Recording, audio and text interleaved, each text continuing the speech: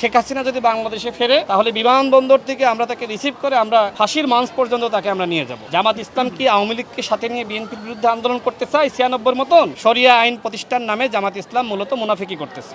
এতদিন আমরা দেখেছি যে সংবিধান নিয়ে জামাত এবং এনসিপির নানান ধরনের মন্তব্য ছিল যে বিদ্যমান সংবিধানকে ছুঁড়ে ফেলতে হবে। আমার প্রশ্ন হলো, গণ অভ্যুত্থানের পরপর আপনারা কেন সংবিধানকে ছুঁড়ে ফেলেননি?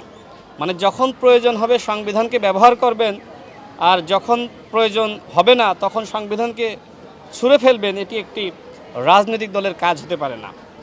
জামাতের আমির তিনি সংসদে দাঁড়িয়ে বলেন, আমরা কোথায় বলেছি 72-এর সংবিধানকে আমরা ছুঁড়ে ফেলব? অথচ তাদের অন্যান্য এমপিরা বিভিন্ন জায়গায় সংবিধান বিরোধী বক্তব্য প্রদান করে থাকে।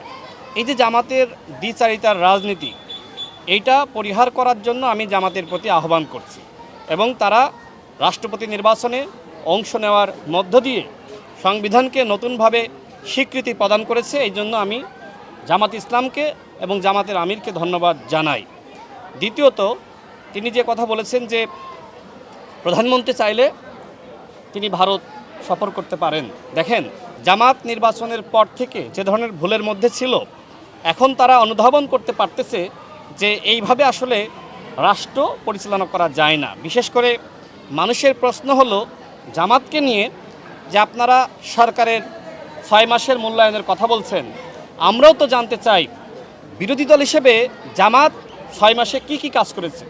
আমরা দেখেছি যে 6 মাসে সরকারকে নানানভাবে পতনের হুমকি দেওয়া, সরকারের মিথ্যাচার করা, সরকারের বিরুদ্ধে সমালোচনা করা ছাড়া জামাতের আর কোনো কাজ ছিল না। রাষ্ট্র পুনর্গঠনে একসাথে কাজ করতে হবে। একসাথে কাজ না করলে সেই পতিত ফেসিবাদ আবারও ফিরে আসবে। আপনারা কি চান শেখ হাসিনা বাংলাদেশে ফিরে এসে আবারও রাজনৈতিকভাবে সক্রিয় হোক?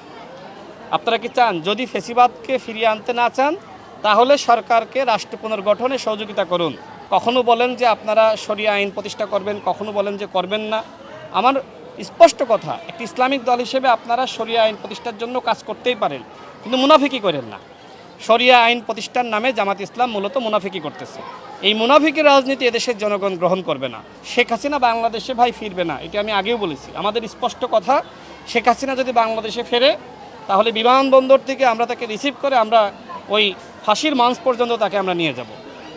যে শেখ হাসিনা 1400-এর অধিক মানুষকে গুলি করে হত্যার নির্দেশনা দিয়েছে, সে বাংলাদেশে ফিরে আবারও রাজনীতি করবে, দেশের জনগণ গ্রহণ করবে? সরকারি দল এবং বিরোধী দল তারা এই ব্যাপারে অন্তত ঐক্যমতের জায়গায় রয়েছে। বাংলাদেশে আওয়ামী লীগের রাজনীতি করতে পারবে না। আর বিশেষ করে যেহেতু আন্তর্জাতিক অপরাধ ট্রাইব্যুনালে দল হিসেবে আওয়ামী লীগের বিচার হচ্ছে, বিচার শেষ হওয়ার আগে জামাত ইসলাম চাইলেও আওয়ামী লীগ বাংলাদেশে রাজনীতি করতে পারবে না।